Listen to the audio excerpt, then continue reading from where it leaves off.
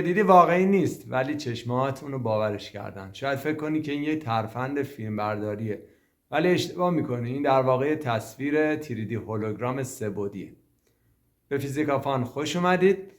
امروز قراره که به 2 روش مختلف به یاد بدم که چطور یه اثر تیریدی هولوگرام 3 بعدی توی یک تلق شیشه‌ای یا یک تلق شفاف ایجاد کنیم. بریم با هم دیگه انجامش بدیم.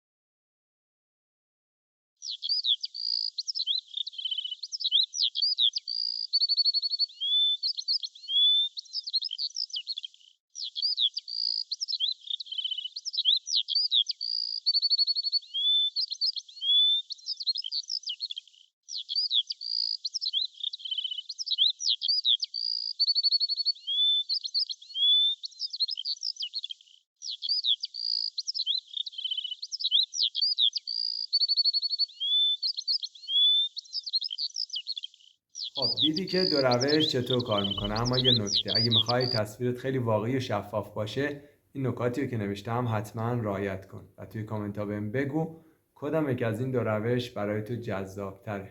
اگه میخوای یه ویدیو عجیب از شگفتی های فیزیک ببینیم، بالا منتظرت. فیزیکافان برای همین اینجاست. تا ویدیو بعدی، خدا نگهدار.